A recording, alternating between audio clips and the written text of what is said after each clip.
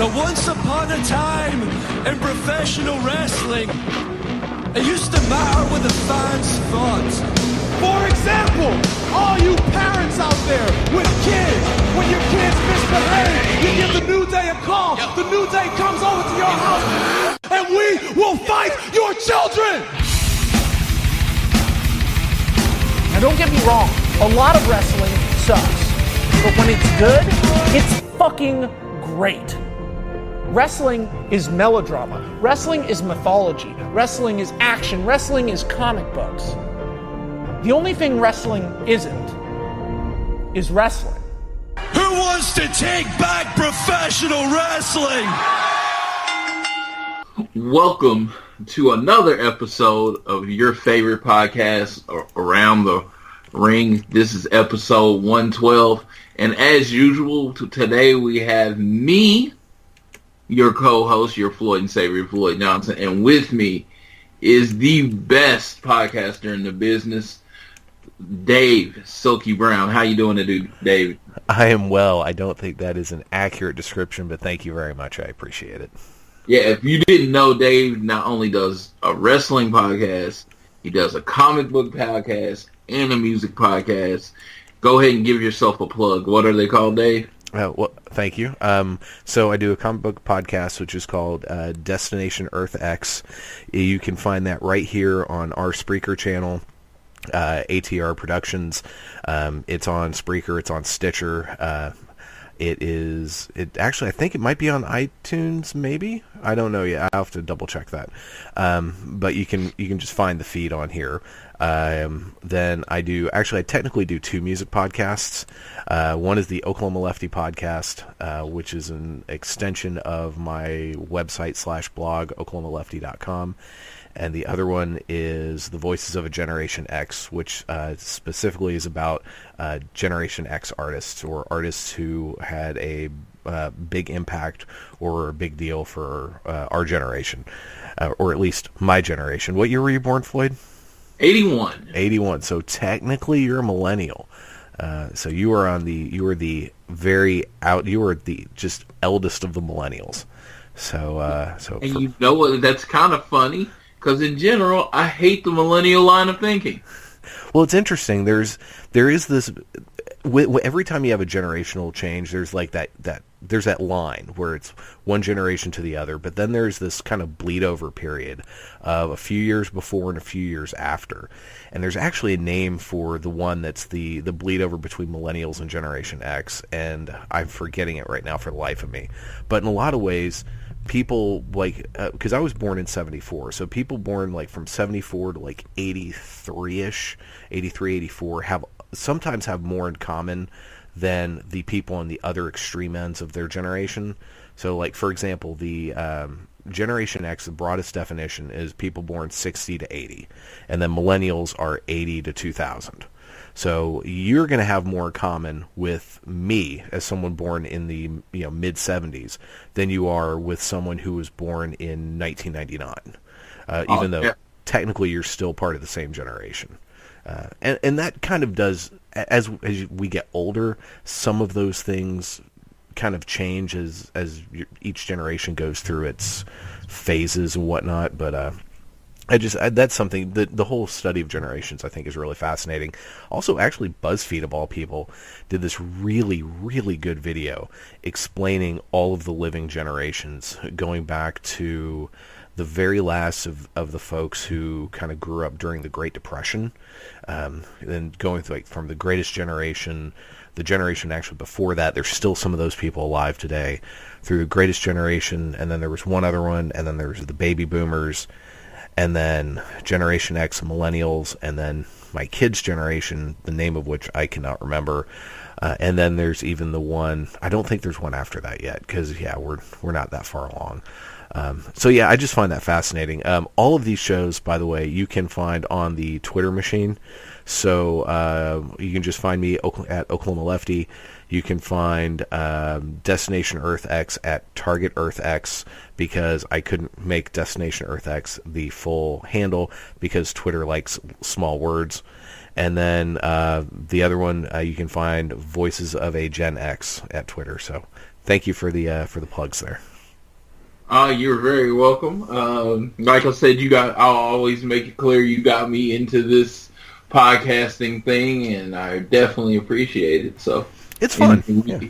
Anything we can do to help your other shows help people get connected with their other shows, because a lot of people share the same opinion as you. Yeah. So when are we going to get Floyd doing a Florida Seminoles show? There are a lot, and actually quite a few that I listen to. I will probably not do my own because people say wrestling is oversaturated with podcasts. Sports makes wrestling look like it's a very niche thing as far as the podcasts that are out there. I love football, don't get me wrong. I don't feel my voice is unique. I do feel my voice is unique in wrestling. I think I say things that other people don't say. But I don't think I would have a very unique voice in sports, because I believe most people that, like the coaches and stuff, I have very respect for what they do. So I feel like they've forgotten more than I know. So I don't feel like I would want to get on the show and second guess them. Wrestling, it's all about storytelling. I can second guess anyone's story. I don't care if you're Stephen King. I can second guess it. I can be like, I would have went this way, not this way. It's just storytelling. Yeah, good point. Yeah. So, but yeah. So I'm going to start off with an interesting thing: how a hurricane in Florida can affect a middle-aged man in Oklahoma. As you know, and this is a plug coming up for Oklahomania 2. Oklahomania 2 will emanate live from Ardmore, Oklahoma, October 7th.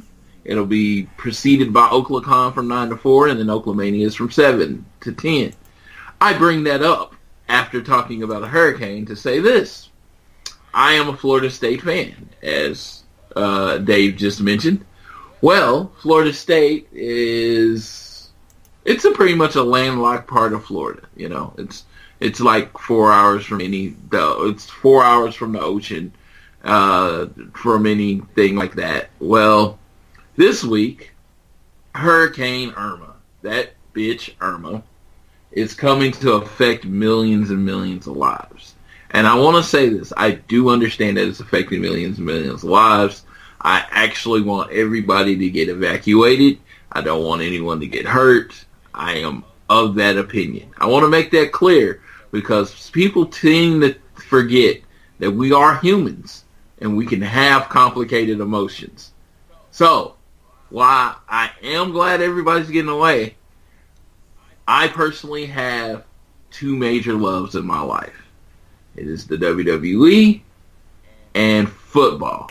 And the big majority of that football love is reserved for the Florida State Seminoles, which happens to be the state that Irma's going to hit.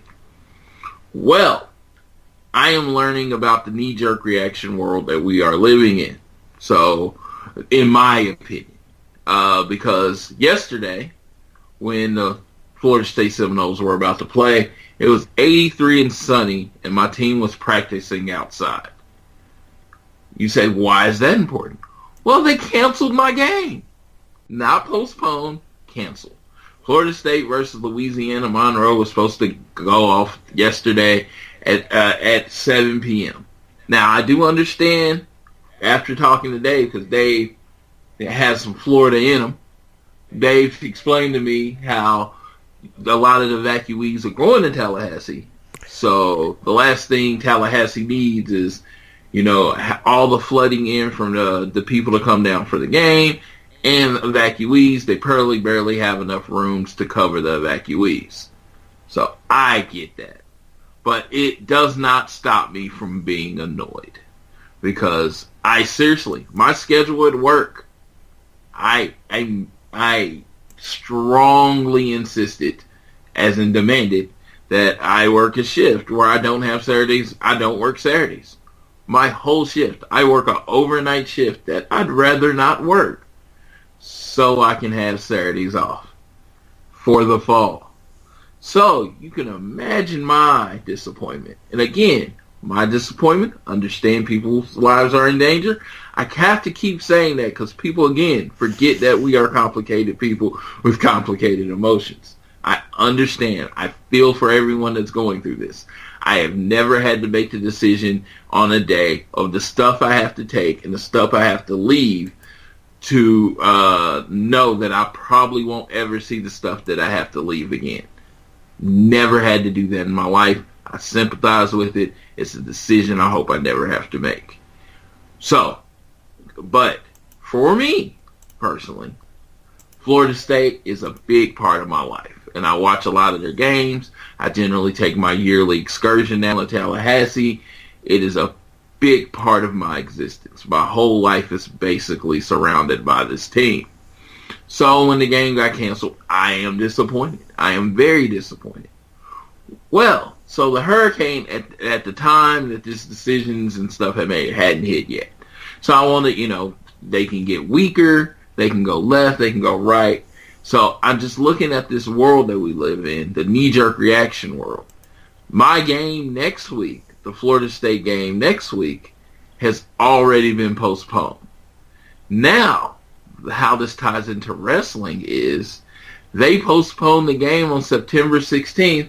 Guess what day it's going to be played? Oaklamania. October 7th. Oh, man. So, I have spent a great amount of money for Oaklamania. OaklaCon, I've already bought some tickets to meet some of my favorite legends from the past.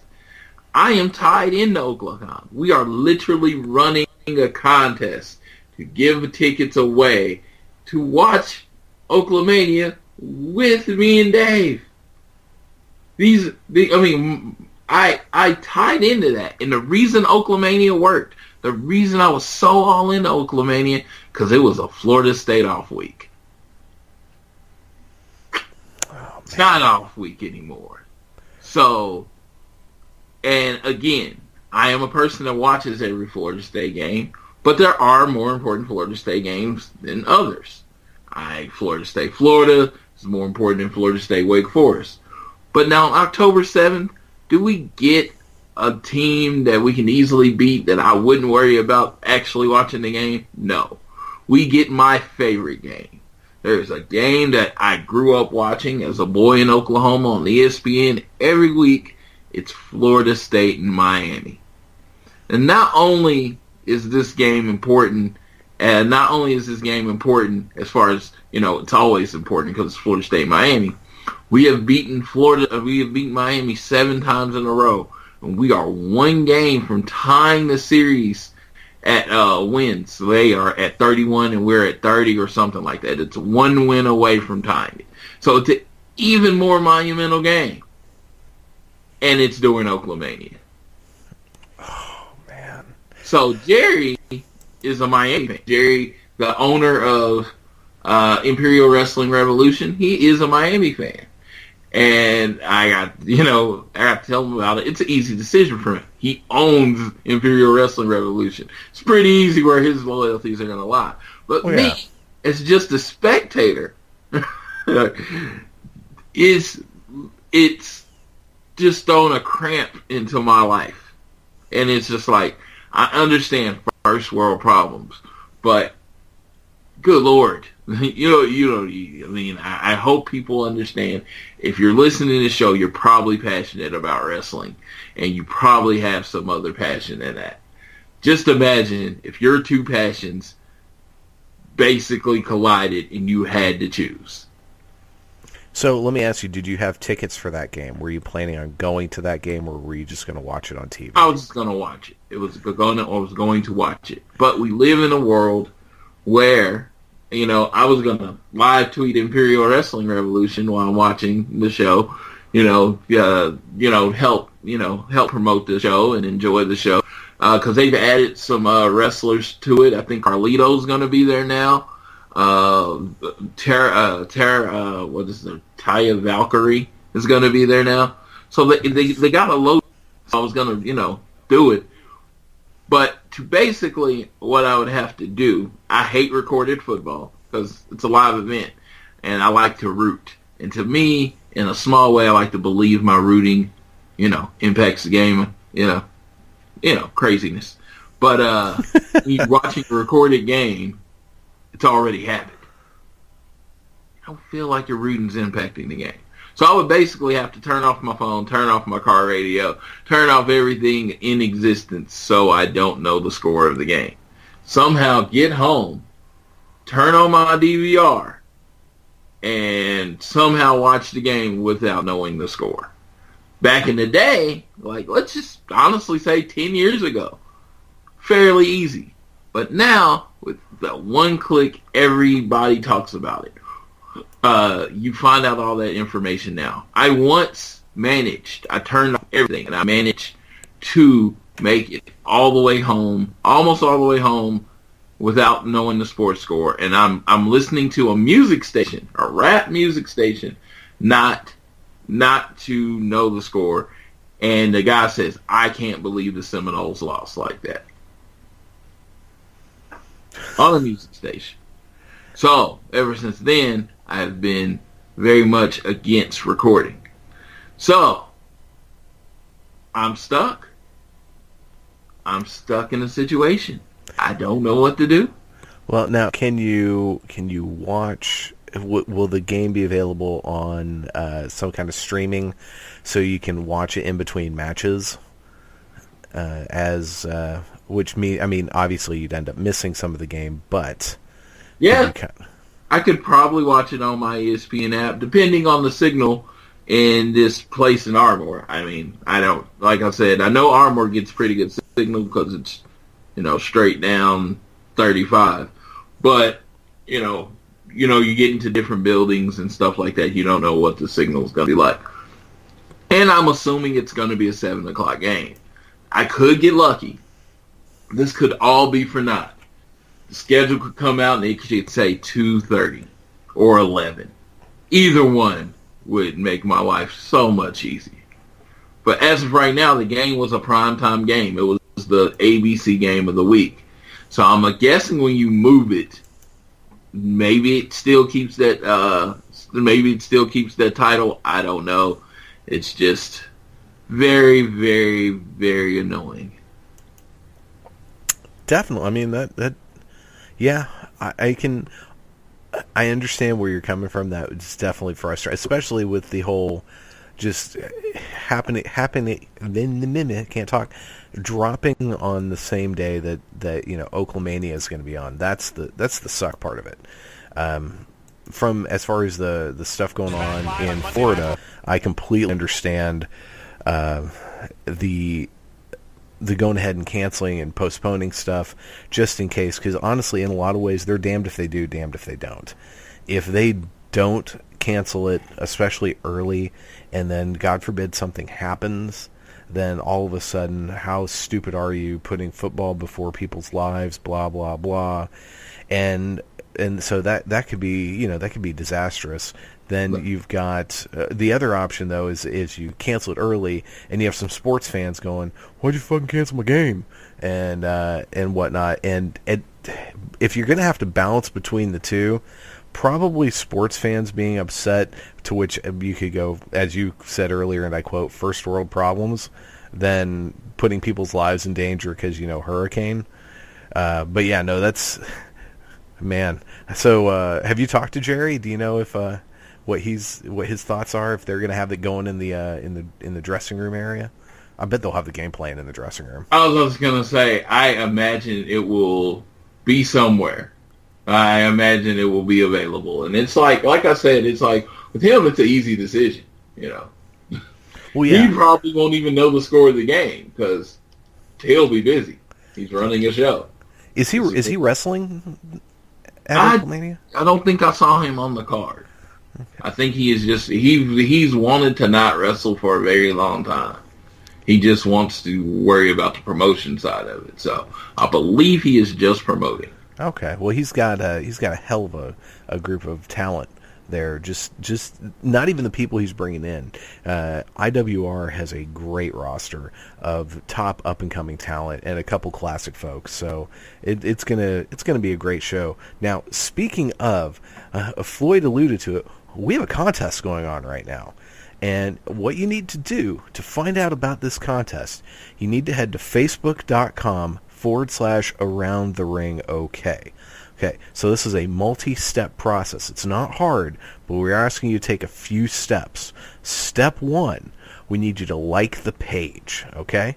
Step 2, go to the pinned post. You'll have the Oklacon Oaklamania picture, and it will give a description of the contest. Like that post. Step 3, in the comments of that specific post, tell us who your favorite wrestler of all time is. And then step 4, we need you to share this post on your own feed. Now, we're doing this with Facebook and not with Twitter because we're trying to get some love to our Facebook page. I did post a link to this on Twitter, an actual screenshot with all the directions, and thank you folks for the ones who did, repost it on the Twitter machine. Doesn't quite count. We need people to do this on Facebook. Now, that having been said, we've had a lot of great folks like the post, like the page, make comments, but not a whole lot of people have shared. So I think this week Floyd is going to put together a list of everyone who is eligible to this point, and we're just asking you. It's literally 4 steps. I mean, this is going to take you all of, if you have a decent connection and a not crappy either computer or phone, this should take you less than a minute. So again, facebook.com/AroundTheRingOK. Go to the pin, click like the page. 2, go to the pinned post. Like the post. 3, comment on the post, your favorite wrestler of all time. 4, share the post to your wall. We will then gather all of the names who are eligible. Floyd is going to put them in a hat and film himself pulling one out of a hat, and that will be on our Facebook page as well. So if you guys could do that, that would be fantastic. If you have any questions, feel free to hit us up. You can send us an email, aroundtheringok@gmail.com. Hit that aforementioned Facebook page, or you can send us a tweet at aroundtheringok. So that is the plugs for the contest, because we really do want everyone, the most people possible, to take part in the contest. We want it to be a lot of fun, and we want to meet some new folks. So please go ahead and do that for us. That would be fantastic. Yeah, I'm really looking forward to, despite the conflicts in schedule, I am really looking forward to Oaklamania, Oklacon, all that, as far as getting excited for the show. It's one of the, like I said, I enjoyed Oaklamania immensely last year. Jerry is going to do everything he can to make Oaklamania 2 twice as good. What is his name? Flash Gordon's going to be there. As far as at Oklacon, Dustin Diamond for Saved by the Bell is going to be there. As far as at Oklacon, so he is really trying to make this an Oklahoma event where everybody can go. Just a big event for you to enjoy. You're going to have face painting. They're going to have stuff for kids. It's just going to be a good time. So, yeah, definitely enter the contest, because you know what? You could go for free. And again, I do want to reiterate, Oklacon is a convention. So each person charges what they charge for pictures and autographs. That is not included in the contest. It's just the ticket into the contest. I just want to make that clear, because I don't want to confuse anyone when they go there, and people want money. But yes, we definitely appreciate everyone that listened. We'd like you to get the word out. Hey, and then most importantly, because you know what? I always believe in heel tactics. Even if your friends don't want to go, have them enter. And then they can just give you the tickets. Exactly. Yeah, like, they can just give it to you, They are transferable. I don't care who actually, you do all the information. I don't care who actually goes to the event. So you could do this, do it for your kids, do it for whoever in your life is a wrestling fan. And if you are the wrestling fan, of course, you take advantage, man. You know people. If you're a person that knows people, get people to enter. We're just trying to get the word out there. We're trying to get everyone to know what Around the Ring is and give us a shot, because I think our show does translate to a lot of different people. It's just a lot of different people don't know who the hell we are. So that's what we're trying to do. Yep, we are. So please do that. And with that having been said, we should probably get into the week of wrestling. We should get into the week of wrestling. But real quick, before we do that, just want to let you know we're going to have a special Around the Ring Extra.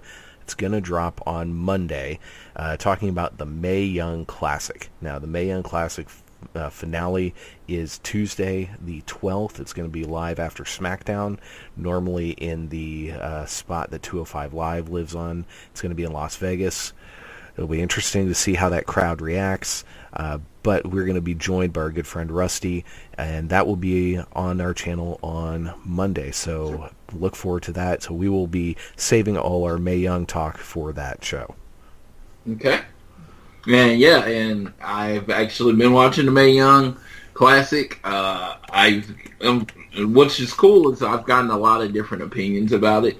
Some people have loved it and thought it was the most amazing thing ever. Some people have not liked it, which to me, that's the best part of wrestling and communicating with wrestling fans, is getting everybody's opinions, because some people have different takes that you would have never even thought to have, and that's cool. Exactly. Yeah, I was that, and that's something we're definitely going to get into, is some dissenting opinions I've seen about the Mae Young Classic on our Facebook group, the club. So I will. I'm definitely looking forward to talking about that. Now, Monday Night Raw this week. Monday Night Raw. There was, and I'm not going to try to fly through the week in wrestling, but it was kind of like not that big a week in wrestling. I mean, not a lot happened this week. A lot, especially SmackDown, was setting up for this week, which SmackDown this week, I mean, I know we're talking about Raw, but SmackDown this week is setting up to basically be like a pay-per-view. But on Raw this week, highlights from it. We had an opening match between John Cena and Jason Jordan. I know they're doing everything they can to get Jason Jordan over as a singles wrestler. We had someone on the group point out that he checks all the boxes as far as being the next John Cena. Never even thought of him that way. But he's good looking. He's well spoken. He's athletic enough to do all the moves and have a great match. And he checks all the boxes as far as someone that people that don't watch wrestling every week would, like. He's all-American, good-looking dude. And then you give him the tie of being Kurt Angle's son, once he gets past that, this dude might have a future, I didn't even think of it that way, because I don't think of wrestling that way.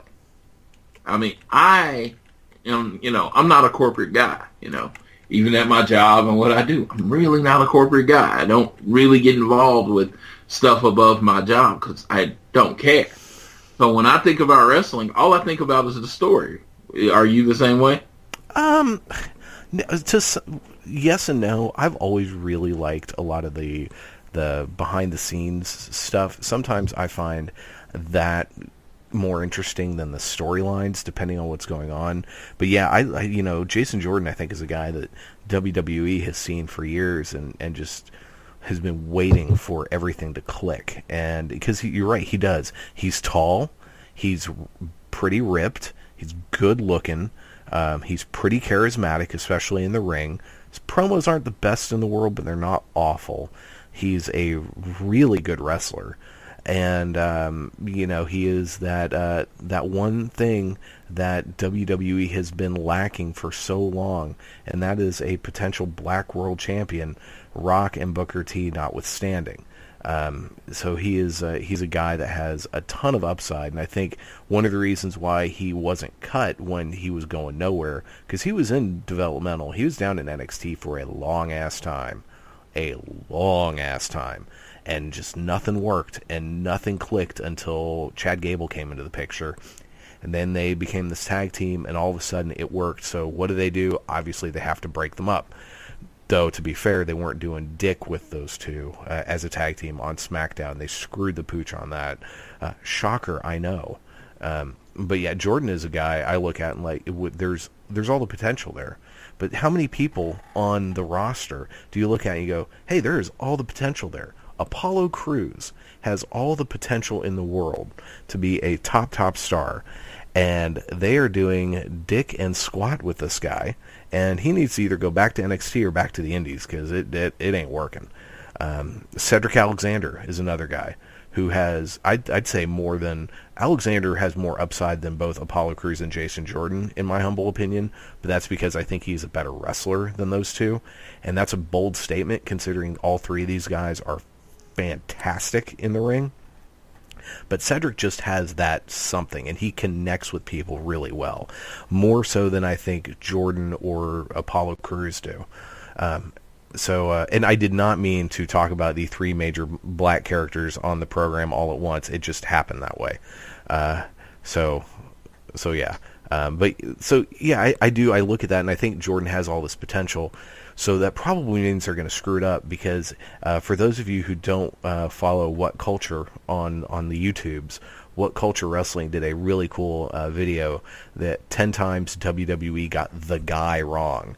And so they listed all of these people that WWE pushed as the guy and how so many of them were just complete fuck-ups.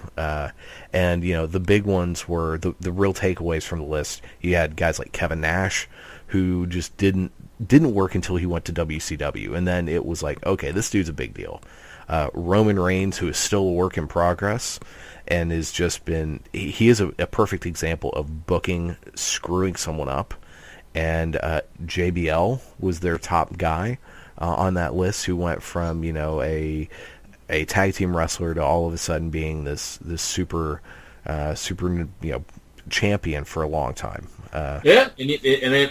Everything had to do with him being friends with Vince. Oh yeah. He is one of the people that, from everything I've ever read or saw, Vince considers an actual friend. So, hey, you know what? Just like at your job where the kiss ass gets promoted, it happens in the wrestling world too. that it does. That it does. Yeah, but as far as Raw, John Cena and Jason Jordan actually put on a surprisingly good match. Of course, it made everybody remember Kurt Angle versus John Cena because they did it just like it. And this match happens a lot, so I'm not saying they were just taking from that match, this type of match. They let you think Jason Jordan was going to win. He actually had John Cena up like he was going to go for the finisher. And John Cena reverses it, hits an AA, and gets the pin. I personally enjoyed the match immensely. I saw everything from Jason Jordan that I hope to see in the future. And John Cena did what he was supposed to do. He made the kid look good. That led right after the match, Roman Reigns coming down to the ring. And this promo, I've seen most of this promo, and it's an interesting one, I think.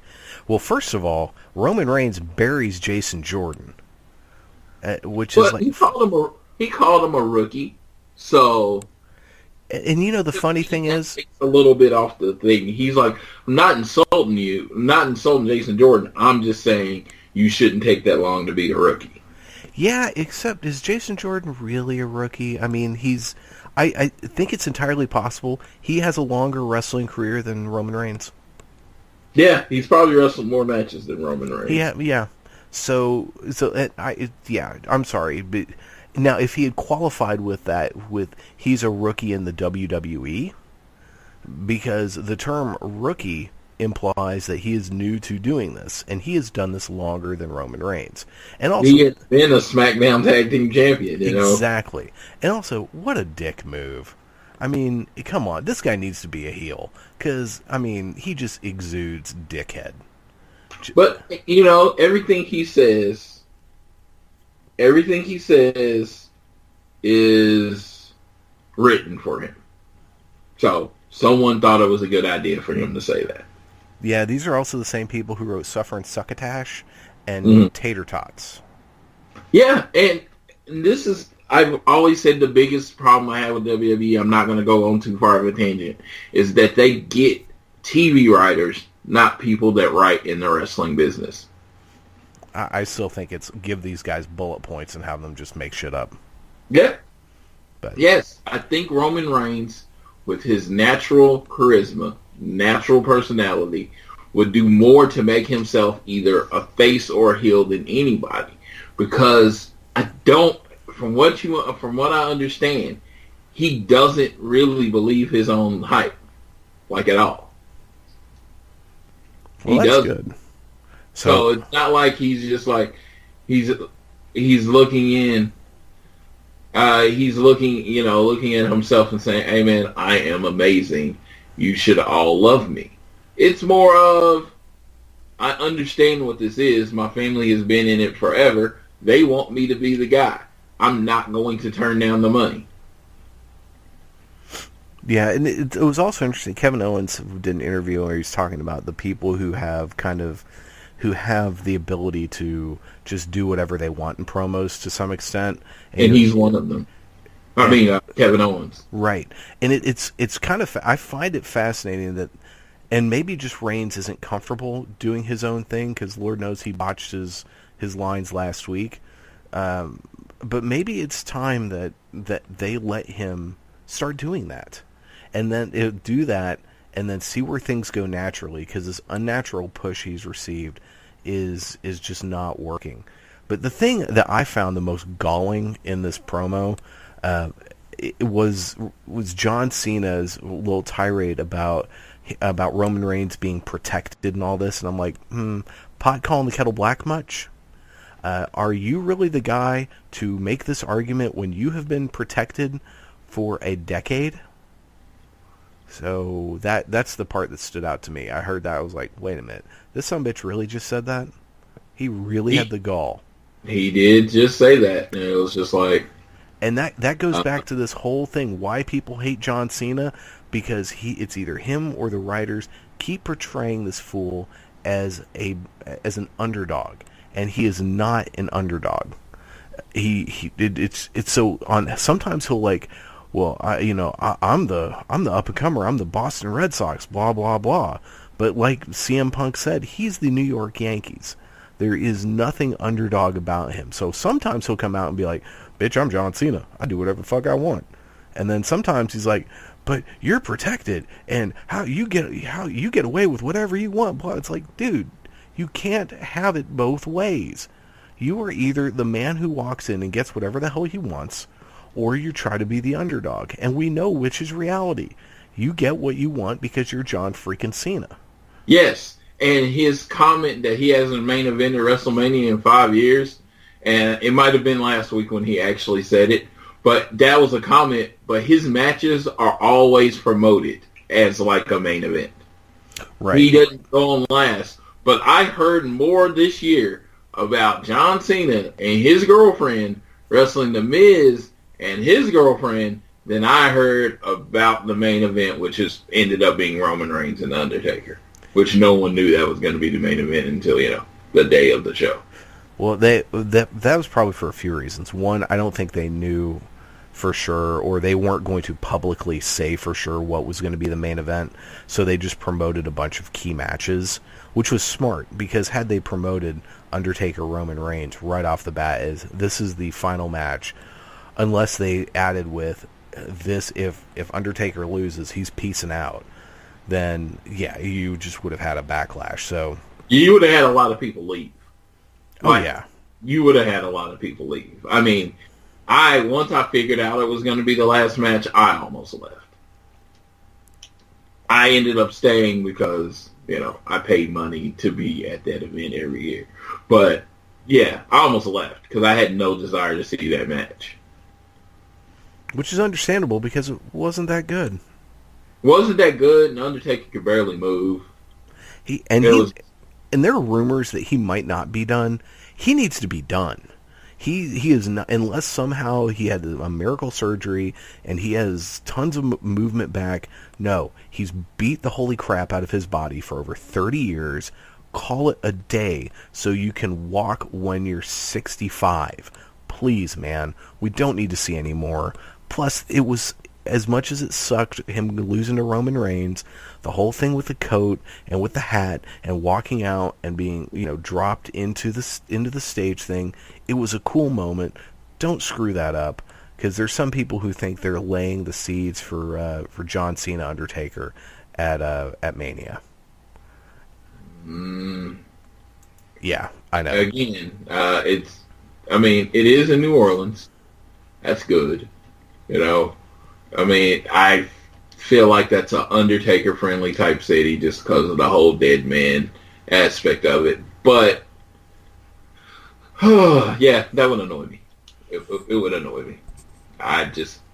Flat out, no holding back. Not like a hold back any at all. It would annoy me just because I don't care. I don't care about that match. John Cena and Undertaker, I don't care.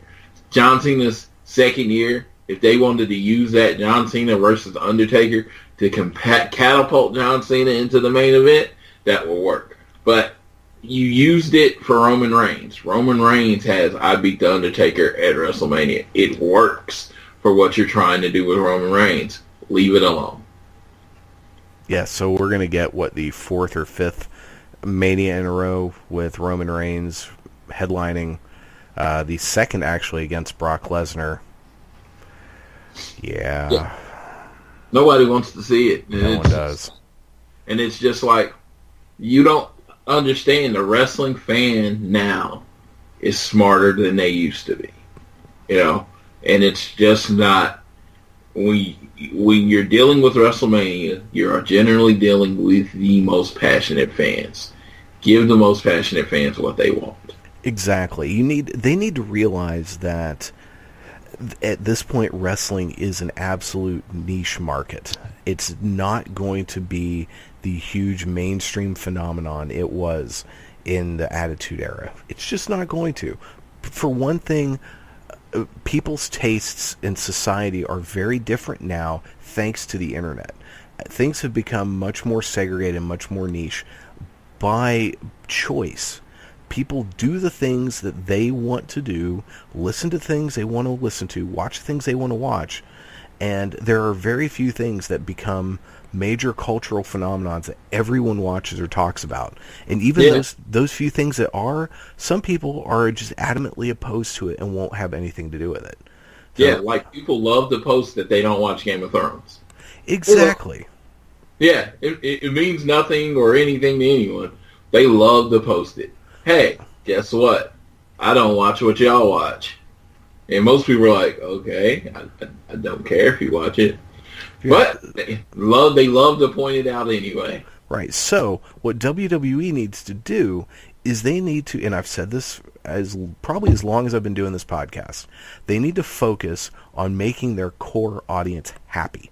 They need to focus on producing a great product that the core audience loves and can't get enough of, and thus the core audience will tell all of their friends, hey, I know you used to watch wrestling back in the day, you need to check it out because this shit is awesome right now. Or, hey, you've never watched professional wrestling? Oh my god, you got to check this out. This is awesome. Because you know how it could potentially turn a lot of people. How many people watched, let's say, Ricochet and Ospreay, that first match from a couple years ago, that match that just blew up all over the place? That was on ESPN, and it was a Best of Super Juniors middle of the tournament match, and it was phenomenal. You had a lot of massive hype then over the Okada Omega matches. So if WWE just started worrying about keeping their audience happy and making this audience so freaking loyal that they never go away, instead of shitting in their mouths at every possible chance, things would turn around. It's just basic business. Hey, it's supply and demand. It's keep your customers happy. It's good customer service. You take care of the people that are loyal to you. Yeah. instead of literally pissing in their mouths, instead of walking out and going, I'm gonna give you a money shot and you're not gonna like it just because I can, but you'll be back next week. That is the attitude we get from WWE corporate, that they just don't give a shit about us. Look at the way they book things. And they can say, well, the fans have all the power. John Cena says that all the time. Horribly laughable. And it's so frustrating, especially right now when you look at that roster and you're like, God damn, these are some great talented people. And then you watch the show and you're like, oh, damn, it's not a good thing. What else happened in Raw that jumped out to you? Let's hit on some couple more major points to Raw and then go to SmackDown. Like I said, not a lot to talk about as far as the week in wrestling. IC match, Miz and Jeff Hardy. I actually enjoyed the match quite a bit. Miz wins with skull-crushing finale after interference from Maurice, which, that's how the Miz wins. Bray Wyatt challenges Finn Balor at No Mercy. The key is, and I thought this was an interesting take on the story, is that he wants to fight Finn Balor the man, not Finn Balor the demon. Huh. I kind of like that. He made it very specific. He's like, I didn't get beat by Finn Balor the man. I got beat by Finn Balor the demon. And I'm like, well, in my mind, like, you got beat, so it doesn't matter. But it was an interesting point to add to the feud to me. That's what actually made this fresh and not just them doing this match again, It was like, oh, he specifically called out the demon. He doesn't want to wrestle. He doesn't necessarily want to wrestle the demon. He wants to wrestle the man. And he's like, because he feels he can beat any man, not necessarily beat any demon. Well, so I'd say then it's pretty safe to say Bray Wyatt's getting his win back. Well, and that's the whole thing. He got the original win against Finn Balor on Raw. Oh, that's right. He got the original win. So I was like, I don't really know where they're going with this. But that's wrestling. I mean, a lot of times I don't know where they're going. So, I mean, it's not really different, because, like I said, a lot of times we don't know where they're going. But, yeah, I truly don't know where they're going with this. It's like, huh. So if he beats Finn Balor the man, who he's already beat, what does that prove? Yeah, other than extending the feud, I wonder... So, Hell in the Cell, is that a Raw, or is that a SmackDown pay-per-view? Hell in the Cell, it's gonna be... No, it's a SmackDown pay-per-view. Oh, okay. No Mercy. Hell in the Cell's after No Mercy, which is a Raw pay-per-view. Okay, I was going to say they could build this to a Cell match, but... Because Lord knows it's October and we have to build to a Cell match. I know you find that very annoying. Yeah. I mean, I can't say I'm not with you. I'm just like, but Ring of Honor does the same thing. With their end of feuds supposedly in December. All their feuds come to the end of December. Yeah, well, that's more like feuds ending and starting at Mania. That's just their big show of the year. It's the thing with Hell in a Cell. Unlike Money in the Bank, where you can have a set time every year where you have a Money in the Bank or a Royal Rumble match, because those are things that are to build up new contenders. Hell in a Cell is to blow off a blood feud. How many blood feuds just happen to always need to be blown off in October? Yeah, and most importantly is that they don't do a really good blood feud anymore. No. They're trying to do it with Finn and Bray, and I'm just like, it's missing something. I mean, it's missing, to me, like the backstage attacks, attacking a person at their house, Finn showing up at the compound to really fight somebody. Like, Randy and Bray was a really good blood feud, but to me, having the title be involved actually took away from the feud. Yeah, I hated that Bray got such a short run with the belt. I would like him to see him get a longer run at the championship. It's not going to happen as long as old boy Brock is a champ, because we know Roman's going to be the one to beat him. But hell, I wouldn't mind seeing maybe somehow build up to another Roman Bray Wyatt feud, because I think those two work really, really well together, and have Bray beat him for the Universal title at some point in 2018. I think that would be kind of cool, because I do think he is that caliber of a guy, and he's another guy they've just screwed the pooch with. But yeah, that's interesting, though. It'll be interesting to see how that goes down with just him and Finn, and how much longer they're going to try to drag this out. Yeah, that's what I've been more interested in. It's like, how long are you going to beat this dead horse? Because it doesn't seem like people are all into it. But Bray without a family is just not what everybody wants. I mean, people want the Wyatt family if you're going to give it, just like people want the Shield and people want the Club and all that kind of stuff. These people are known for having these great factions, and then they go away from it. What if Finn turned and joined Bray Wyatt? I would actually like that. Like I said, I don't think they should have broke up Bray and Randy at all. I thought they should have kept Bray and Randy together until this WrestleMania. I would have liked to see a nice long feud setup. You know what I'm saying? Oh yeah, I agree wholeheartedly. And in fact, I would have kept Harper with them. They blew that thing off way too fast, because Randy Orton in the Wyatt family was compelling for once. Yeah, I enjoyed that. He had a really good chemistry with Bray. He had a good chemistry with Luke Harper, and I love the idea of these two brothers vying for Dad's attention. That was well done until they ended it. So yeah, that would have. It was actually interesting. So yeah, I actually like the group, and most importantly, it made Randy interesting. Yeah. Real quick, I forgot to mention something. So one thing I noticed, and tell me if you noticed this, during the John Cena stuff, John is not sporting a fresh haircut lately. He is letting his hair grow out. That is very unusual. I didn't even notice, honestly. Yeah, it is much longer.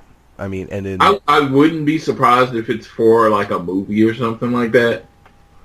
Okay. I mean, that's what he does, does a lot of movies and stuff. So I wouldn't be surprised, because a lot of wrestlers, unfortunately or fortunately, their appearances change for movies. Yeah, I mean, he's always got that faux Marines military haircut to make us think that he was actually in the service when, we know he wasn't.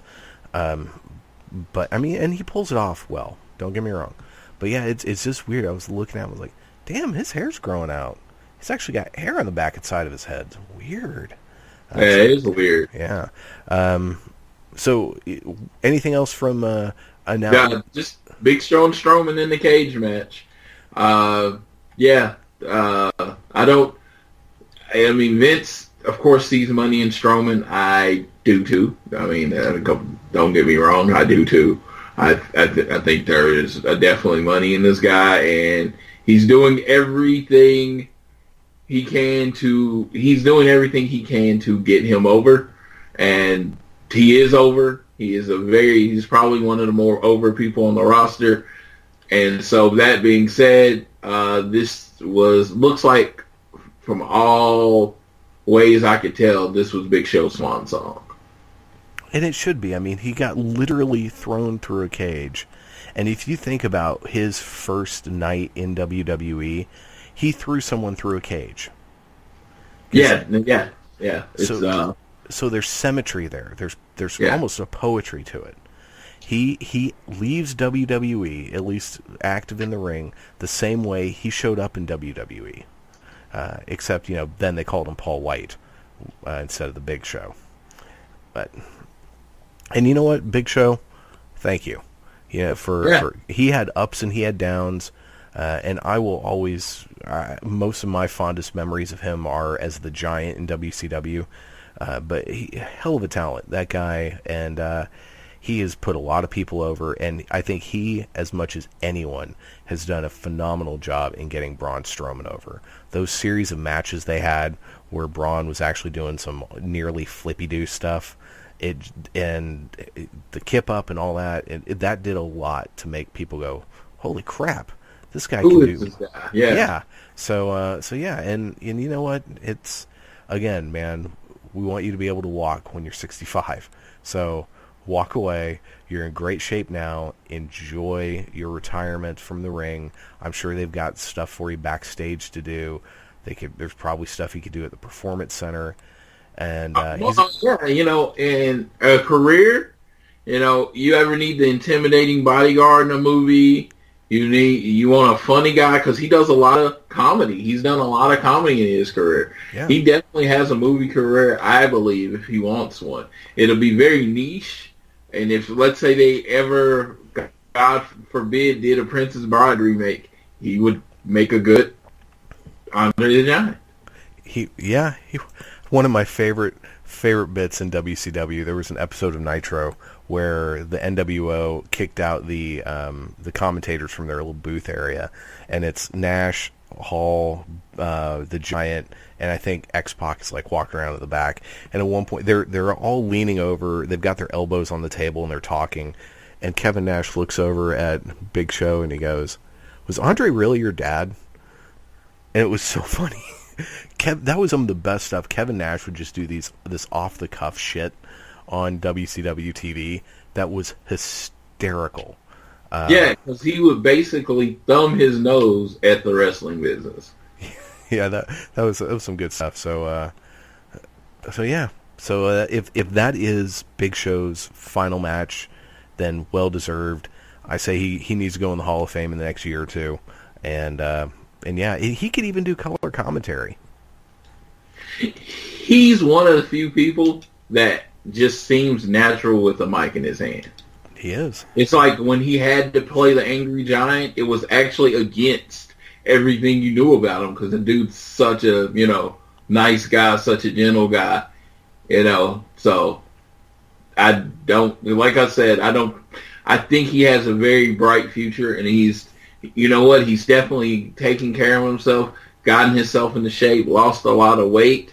So, I thank the Big Show for everything he did.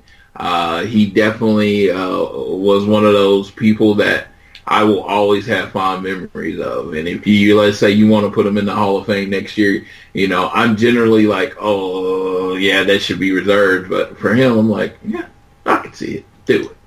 Yeah. All right, so let's head on over to the SmackDown, where we had Randy Orton and Nakamura had a pretty big match. Yeah, this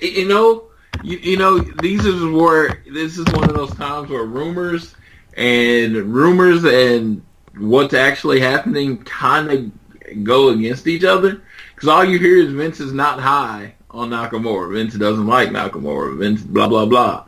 Nakamura. The dude keeps winning, and he's not just winning; he's beating people that matter. Yeah, well, I think Randy Orton and John Cena in consecutive months. And I think the combination of crowd reactions and T-shirt sales probably also say something to Vince. And whereas when they try to get people to move the needle in other countries, a la Alberto Del Rio, Jinder Mahal, and then that doesn't do much. I think Nakamura, combination Nakamura, the plethora of Japanese stars, Nakamura, Hideo Itami, Kairi Sane, Asuka, that WWE has now, I think is moving the needle in Japan for them a bit. I have nothing to back this up other than speculation. But I think Nakamura is one of those guys, the charisma and everything you just can't deny. Now, here, I had a thought, I think it was this morning. So let's say Nakamura goes on, wins the Royal Rumble, right? Mm-hmm. What if he came out and, he doesn't say who, everyone's going to assume, he's going for the WWE title, blah, blah, blah. And then the day after the Royal Rumble, he shows up on Raw and says, I want Brock Lesnar. It's not going to happen because we know it's preordained that Roman Reigns is getting that slot. Mm-hmm. But we've seen cool. Change before, Yeah. I mean, Daniel Bryan, man, that main event was supposed to be Randy Orton versus Batista. two former members of Evolution going at each other. Which and no one gave a fuck about. It changed, and it's just like, fans can move the needle, but you know what? Getting wrestling fans to agree has always been the problem. Yeah, and Daniel Bryan was a once in a decade phenomenon. A lightning in a freaking bottle, man. Right, because that moment when he turned on Wyatt's, and he was, I forget where it was, he was sitting on top of that cage, and that place was erupting. And apparently he got a concussion in that match. He had no clue what the hell was going on. That, and then you saw there was some college basketball game, and the crowd was doing the yes chant like crazy. And so at that point, when stuff like that is going on, that's when I think Vince and company go, oh wait, money. Yeah, exactly. I guess we need to go with this midget. Because the thing is, and this is what people don't understand, is fans do control it, but we control it with our money.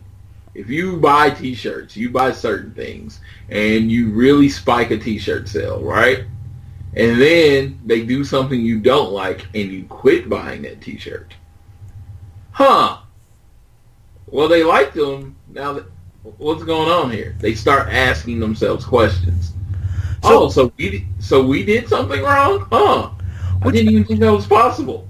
Yeah, and they say that Roman Reigns sells a lot of T-shirts. You've gone to more live events. Do you see a lot of Roman Reigns T-shirts? Because from TV, when you're looking out on the crowd, I see far more Bullet Club T-shirts than I see Roman Reigns T-shirts. If I had to say, the shirts I see the most would be Kevin Owens, AJ Styles, and John Cena. Roman Reigns would be in that second tier. I can see that. Yep. But those are the shirts I see most. AJ Styles moves more merchandise than anybody, and I don't care what anyone says or what WWE's official numbers are. You see more gloves, shirts, different color AJ Styles shirts than anything. I have an AJ Styles hat. Yeah, I have 6 AJ Styles shirts. Because AJ Styles is phenomenal, and I can't wait to see him beat Baron Corbin. Not that I want to really see a match between those two, but yeah, what I am looking forward to is this coming week. He's gonna have a match with Ty Dillinger for the U.S. title. I think that should be really good. Yeah, that should be really good, and that helps us jump into SmackDown even more. Everything was everything was building up to next week. Shane McMahon, Kevin Owens, scathing promo on Shane McMahon. He definitely had to clear it with Shane McMahon before saying any of the crap he said. He basically tells him that it would have been an improvement for his kids if Shane McMahon had died. Yeah, that was brutal. And then Shane snapped. I was like, my mouth just was like dropped. It's like, huh? Yep, didn't see that one coming. Because that's exactly was my reaction. Nope, didn't see him saying that. Yeah, that was great. That was excellent. And then Shane snapping, and I love the part when they go out to the ring and Shane's just beating on everyone. Then Daniel Bryan gets in there, and Shane, he's the only person that Shane doesn't hit. So he stopped himself, and that's when he kind of calmed down. And then he's been suspended indefinitely, I'm assuming, just until the end of this feud with Kevin Owens. And then he will be reinstated as whatever the fuck his title is.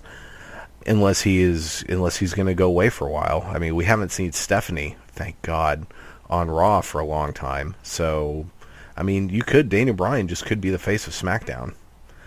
So, hey, could be worse things. There could be worse things, and this is all going to Kevin Owens versus, Shane McMahon in Hell in a Cell. It's thinly veiled, if it is at all. That's where we're headed, and that being said, I'm looking forward to it. I think Kevin Owens is the perfect foil for it. I think I've been saying for a while that it's time for Shane to actually win one of these things. And I mean, it's a good. Shane is amazing at car crashes, and Kevin Owens is great at car crashes. And Hell in a Cell, with everything being legal, you can have Shane do something, hit him with a chair, something. He could win and it not really hurt Kevin Owens all that much. Because Kevin Owens does... I'd like to see him get back in the title picture at some point.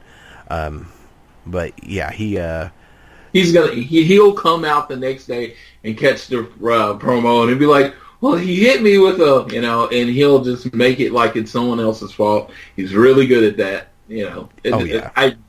It's one of those people. He can eat the loss to Shane McMahon. Yeah, and I tell you, I'm actually looking forward to SmackDown next week. So I'm eagerly watching that one. That's going to be a good one. Yeah, SmackDown. Vince McMahon is coming in the building. He announced that he was coming. They did this part and showed it where Kevin Owens kind of did the gulp thing, like, oh my God, Daddy's coming back, and that was kind of cool. And the fact that Daniel Bryan's like, I thought was really cool is that they did some continuity. Daniel Bryan was like, dude, the Miz was going at me and I wanted to headbutt him in the face so bad, and you told me I couldn't do it. And he's like, well, if you had a family, he's like, I got a kid, and you know what? You basically, I still didn't hit the Miz, and I love that part of it because that made, that, hey, guess what? Something we did in the past actually still matters. Yeah. Very good. And we are in a couple weeks, we're going to do our big episode where we go through the entire WWE roster, everyone they have, that at least we can find lists of, and we're going to say who we think should go where. But I truly think at this point, when Samoa Joe comes back from his injury, he needs to head over to SmackDown. I think that would be a good fit for him. SmackDown is definitely the wrestling show, and he would be a great fit there. So yeah, he would definitely be. I couldn't help but agree with that situation just because he's gonna get. I mean, he's done a good job not getting lost, but eventually he is going to get lost in the shuffle, which is that. Yeah. Anything else from SmackDown before we move on to NXT? Nope. Everything's going down next week, man. This is, like I said, it is a pay-per-view-esque episode of SmackDown coming up here this week. Yeah. So we're looking forward to that. So NXT this week we had Andrade Cien Almas open the show against Cesar Bononi. Boner? I don't know what the fuck this guy's name is. He's impressive looking, but was that a pop I heard for Andrade? Yeah, I think it's more of a pop for Selena Vega, but hey, a pop's a pop. Yeah, and she was great on commentary. She is doing everything for him. Oh yeah, oh my God, yeah. They never break these two up, please. Yeah. do not pull Rusev and Lana. These two we're finally getting Andrade over. And he's really good, and so it's nice because I was to the point I was like, man, nothing's working with this guy. Let this guy go back to Mexico. Come on, it ain't working. And then we had Lars Sullivan in a 3-on-1 handicap match. This guy is gigantic, and I buy it. Yep, that's all I can say. It's just I buy it with him. I buy him being that dominant. I buy him being that awesome. He is, yeah, and he is a guy. Once he gets some more in him, he's a guy that eventually should be on Raw, the land of the Giants. Yeah, I don't see him being in NXT very long. I want to see more in the ring from him because I'm not sure. I think he's been there. He's been in developmental for a couple of years now because I remember when he got signed because he was not an indie dude if my memory is correct, and they were in the process of signing all these big indie talents, and then they signed this guy, and a lot of the reaction was, well, there they go, just signed another gigantic guy again, because this guy's hands are obscenely large. Oh yeah, and Kevin Owens freaking loves this guy. And then that is a stamp of approval I can get behind. Kevin Owens loves Lars Sullivan. I mean, He thinks he's the next Stone Cold. I mean, they have said it. He's actually tweeted about him. Loves Lars Sullivan. Very good. Yes. So I'm looking forward to seeing what they do with this guy. Sanity had an interesting promo where they were laying on the ground and there were some weird things with the lights, but they're basically saying they're going to come after Adam Cole and company. They need a name. They do. You know what? NXT loves to do the slow burn, so I am willing to wait for them to do it, but they definitely need a name. Yeah. And I'm waiting for the first promo that they do. And I tell you what, I would pop so hard if it started out with, it's story time with Adam Cole, baby. If he brought that gimmick over, I'd love that. We had Zeta, is that her name? Taking on Sonya Deville. Sonya got the win. So this was a point brought up a few weeks ago on Voices of Wrestling I thought was interesting. And it kind of ties in a little bit with the Mae Young Classic. So in the Mae Young Classic, we have, what's her name? The Four Horsewoman lady. Shayna Baszler. Shayna Baszler, who is a legitimate MMA, 16-year MMA veteran. And this chick is a badass. So because she and Sonya Deville kind of have the same gimmick, is this going to hurt Sonya Deville in the long run when Shayna Baszler comes in full-time in NXT? I don't think it will, because they pull a lot of people over at the MMA gimmick, and she has actually fought MMA matches. So I imagine that they're going to just do similar gimmicks. Yeah, and if any show can pull that off, it's NXT. But my whole thing is, has Baszler signed with the WWE? I don't know. And here's my thing. And we'll talk about this, I think, during the Mae Young Classic show, which again is going to drop tomorrow. But I think they would be really stupid if everyone who was like in the semifinals and on, if they didn't offer all those ladies a contract, every single fucking one of them. I mean, hell, I'd be I would even go with the round 2. Everyone involved with round 2 and on, I would probably offer contracts to. I think it was that good. But we'll get more into that later in our other show. But yeah, there was a point that the Voices of Wrestling guys brought up that I thought was kind of a valid one. Now, because Sonya needs more time to grow as a wrestler. I think she's really good. Her persona is fantastic. She just comes off like, I'm going to kill you, and she's kind of scary. So that works. And in the long run, if Baszler does sign, so in the long run, they both are in NXT. As long as one goes to Raw and one goes to SmackDown, they can have similar gimmicks all the time, and it's fine. Yeah. Or, they can be in a gimmick against each other. Or, yeah. Because Baszler, I mean, honestly, I've looked at her UFC. I mean, her career, she wasn't very good. I think she's really good wrestling, though. She's really good wrestling, but in UFC, I mean, in MMA, she got beat, knocked out, like, a lot. So she made the right decision to go to worked fighting. Yeah. So. And then we had the Cassius Ohno taking on Hideo Itami in a no DQ match. This was a hard-hitting match. Ohno got the win. I enjoyed this. I don't know if this is the... You know what? And I was of the opinion. I enjoyed the match. I thought it was hard-hitting, a lot of striking, which is not my favorite thing in the world. But I thought, it worked in this match. It worked for what they were trying to do. My only problem with this match, because, I have to have a problem with the match, Tommy should have went over. Because, Cassius Ohno is clearly never going to the main roster. Tommy at least has a shot, so, I don't know. I would have probably put Tommy over. Yeah, but they still got to do their 50-50 booking. And, I mean, honestly, he lost to a shot in the nuts and a forearm. Yeah, and I can say NXT does a good job of not doing 50-50 booking. True. Once Joe started beating Nakamura, he really just started beating Nakamura. Once certain wrestlers start beating it, Bobby Roode, during his NXT, I think he ate like 2 pins, and one was on the way out. Yeah, good point. Good point.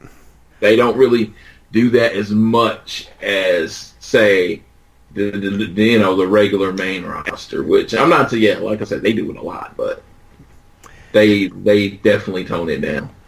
And then we had the main event segment, which was the coronation of Asuka. They brought her out. Now, it was interesting. They didn't mention anything about the injury. Yeah. Now, I don't know if they did when they originally taped it and they just edited that out. But I thought this was very well done. I loved the part where Ember Moon came out. And again, I'm a big fan. Ember Moon, not with the contacts, very, very smoking. Very smoking. So I loved that part where she did the whole, went for the handshake, moved her hand out of the way. You can tell those two really, really like each other a lot. Yeah, you can definitely tell that they're friends. Yeah, I thought the whole thing was great. Triple H giving her the flowers. I thought this was really, really well done. And she handed the belt over, and it was just like, you know what? You saw that the belt was important. Yes. Yeah, I thought that was great. This whole thing was done well. They do a really good job in NXT of making championships important, and I think that is something they really do so much better here than they do on the main roster. And speaking of NXT, one little kind of related Mae Young thing I want to talk about. I really think at this point that even when Vince goes, that Triple H just needs to stay running NXT, running these tournaments, because you watch this stuff and it is so much better, light years better than what they've got going on SmackDown. Between my watching of NXT this week and watching the Mae Young Classic, I actually thoroughly enjoyed it. And with my schedule lately, it's been real hit and miss what I've been able to get to watch. And just watching this, I've just thought, damn, let's full blown. I mean, they're already treating it like it's a separate entity, which I'm very glad they do. But I would take it a step further. Let's make this where almost Triple H challenges Vince, say, I'm going to be your biggest competition. I am your biggest competition now, and there will come a point where I'm beating you. Because Triple H often says that in media, that to the when they ask about New Japan and all that stuff, and he says, I truly believe that the biggest competition that these wrestlers face are from NXT. We're selling out places. We're doing this. He always says that they go into a match and they do their thing, and it's like top that kind of situation. And it's very rarely do they top what happens on Saturday night. I honestly can say when I go to events, I mean, to me, getting a ticket for Saturday night is just as important as getting a ticket to Sunday night. Oh yeah, if I had the means to do those sorts of things, there's a really good possibility that I would just go to the NXT shows and not go to the WWE shows. Like for example, Survivor Series weekend. Unless there was something really compelling happening at Survivor Series, I think I would just go for TakeOver. But it depends. I mean, seeing the Royal Rumble would be kind of cool. That was pretty cool. Seeing everybody come out. It's in Pittsburgh this year. You want to drive up? I don't know. Once you do New York, everything is like around the corner.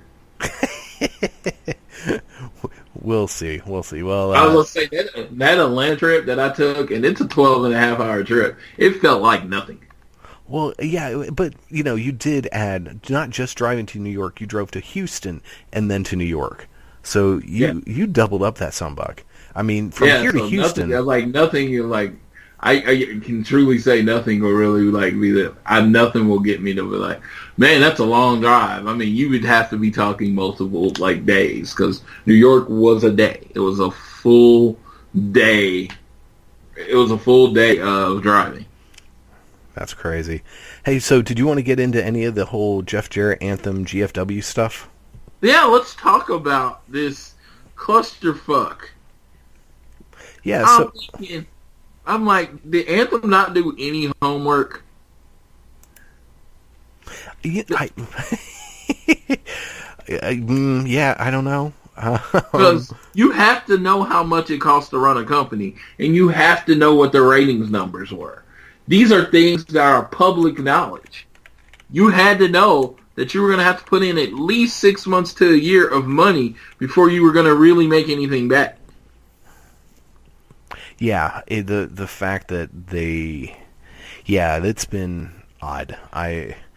And Jeff Jarrett comes in, and he actually breathes, surprisingly, from what I can tell, some new life into a horribly stale product, and gets a little bit of buzz going on. They make some changes.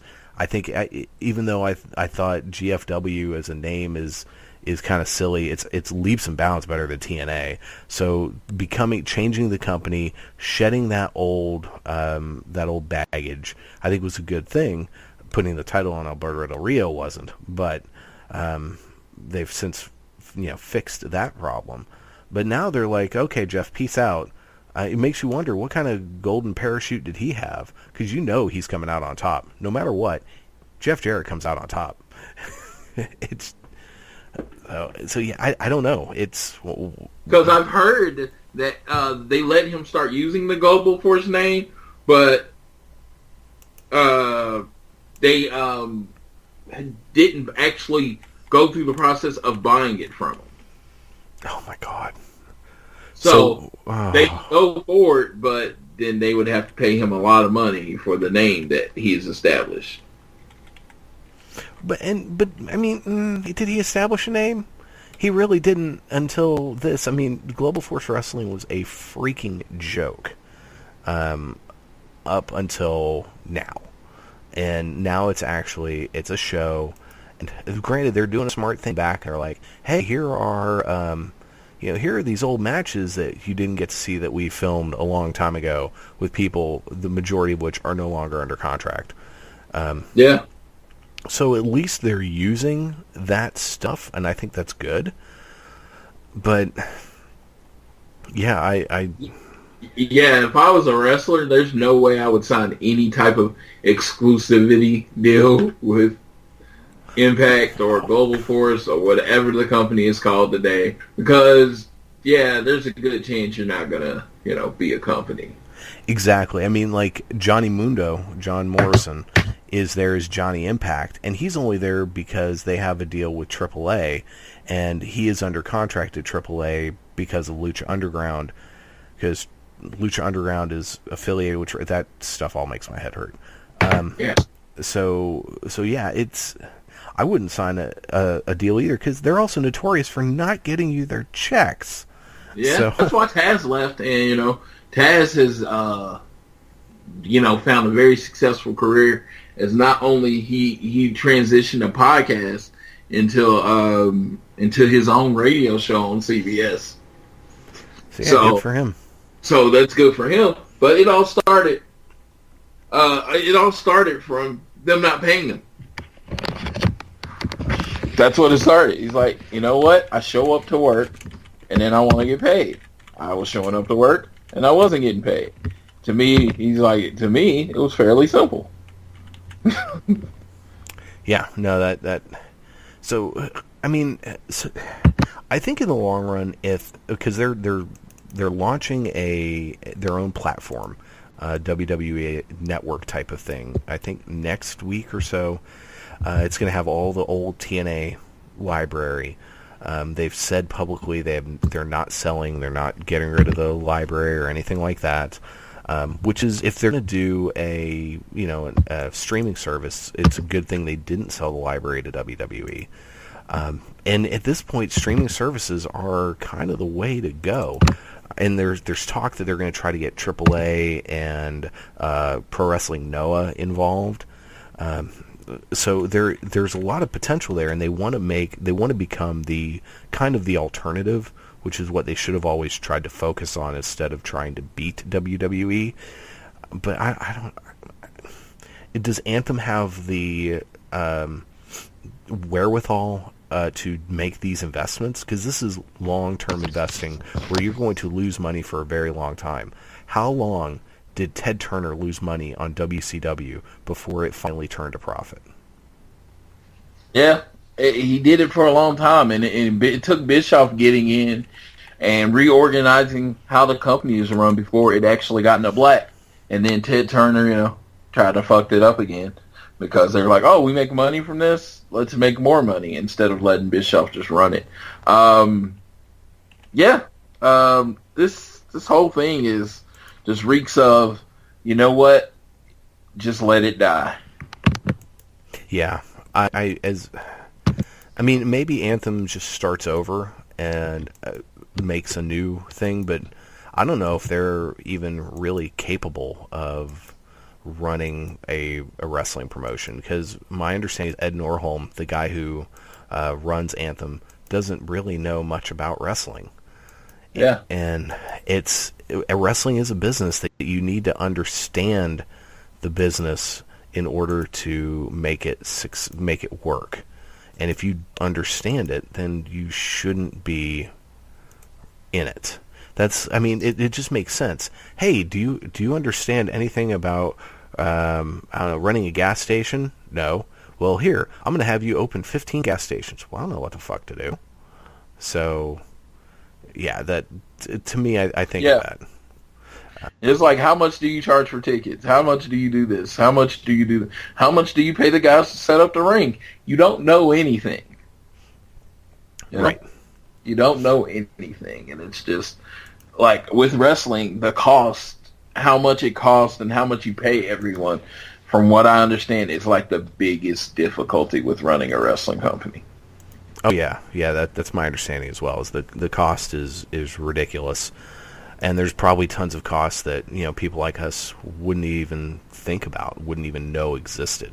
Because who knows in each state what kind of fees and whatnot you have to pay to the states to do your thing. Yeah, it's you can get in big trouble for not being sanctioned. I mean, it's a sporting event. There's dangerous things that go on, so it's a big deal. It's definitely a big deal. I feel sorry for all the wrestlers at Global Force right now. As long as they're getting their checks, I'm good for them. I'm good with them. I feel sorry for Eli Drake because, they just put the world title on him, and he seems like he might end up being the last champion. Yep. Speaking of one couple last things before we get out of here. Donovan Dijak officially signed to WWE. Yeah. So they basically signed all the young talent from Ring of Honor. Yep, they really did, and they got Leo Rush and Donovan Dijak. I know that was a lot of what they were planning on being. Not the future of Ring of Honor. That they were. You saw they were booking Dijak. You knew he was going to be Ring of Honor champion one day. Yep. Leo Rush, pretty much the same way. I didn't know what they were going to do with that. His ceiling probably would have been TV champion, but. Yeah, they just WWE, because that's the goal. I mean, if you're in the business, that's where you want to be. That's the big leagues. WWE is the Yankees. They're the Patriots. They're every top organization of everything that you can think of. Your goal is to be in the WWE. As much as the WWE annoys me and they restrict you and all that kind of stuff, if I was going to be becoming a wrestler, my ultimate goal would be the main event WrestleMania and be in the WWE. Yeah, I mean, you look at who they have signed recently and who's going to be showing up in NXT.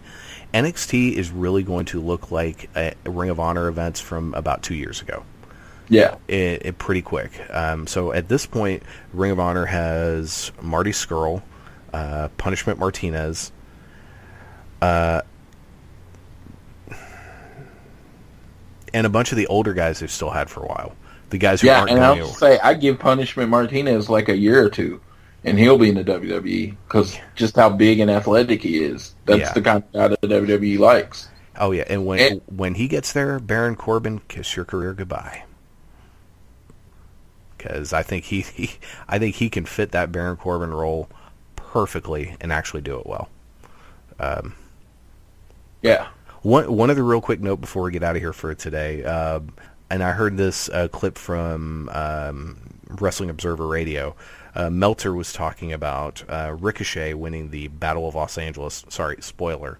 Battle of Los Angeles PWG this year. Ricochet won. and talk about Ricochet possibly heading to WWE. Now, once Season 3 of Lucha Underground finale hits, I want to say it's 90 days, 6 months or 90 days, and Ricochet is a free agent. And at this point, he's with New Japan, but he will be able to talk to anyone else. And you know that WWE has probably got an eye on him. Even though at some point they passed up on him a number of years ago. How the fuck he passed up on Ricochet, I don't know. Because he wasn't Ricochet yet. There you go. So Ricochet. So I'm torn. On the one hand, the thought of Ricochet in NXT excites me very much. The matches he could have with Adam Cole, with Kyle O'Reilly, with any number of people, Leo Rush coming in. Even possibly if they get smart and put Cedric Alexander down in NXT. You seem to be obsessed with that, sir. I know I do. Because they're not going to put him in NXT. I think the next step for him will be main roster. Yeah, he just needs to be moved up, heavyweight his ass up there. But so is Ricochet, if he comes to WWE, is his ceiling cruiserweight champion? Yes, and that's a freaking crime. It's not a freaking crime if they build up the cruiserweight division, and I think. If he's in the Cruiserweight division, it will build up the Cruiserweight division. With him, people like Ospreay, and they let the Cruiserweights do what the Cruiserweights do. What they do is different. And kind of let it be the flippy-dippy indie wrestling, I think the Cruiserweight division would build up on that. These are lots of ifs, sir. I mean, if he signs with the WWE, there's a lot of ifs from the beginning of this. True. Now, I think they could build the Cruiserweight division on him and Cedric Alexander's matches, just those matches, because they wrestle differently enough for it to be like a styles clashing type situation. But yeah, you have to let them do what they do. To me, the Cruiserweight division right now has a silencer on. They're this big gun with a silencer. It's like, no, take that silencer off and just let it bang and let it be loud and let it be different and let it be what it was. Agreed. Wholeheartedly. I could not agree more. I think that's going to do it for this edition of Around the Ring, unless you have anything else you want to add. I am good. Like I said, this is Abbreviated Wrestling Week. Make sure you hit up our show Facebook and join our contest for Imperial Wrestling Revolution. I have confirmed next week we're going to have a wrestler from Imperial Wrestling Revolution, Chandler the Truth Hopkins, on to discuss everything IWR in Oaklamania. So look into that, because if you don't know what IWR in Oaklamania is, it'll be a good chance to get to know more. And the Truth is fantastic. He's one of the guys they've got that you can just look at and go, yeah, he's got superstar potential. Really good stuff. So Floyd, take us home. All right. Just want to let you know, with the hurricanes and whether you're on the right side or the left side of the president, this world can get you down. But I have found comfort in this fact. Life, my friends, is a work. Don't forget to kick out at 2. We'll see you next time around the ring.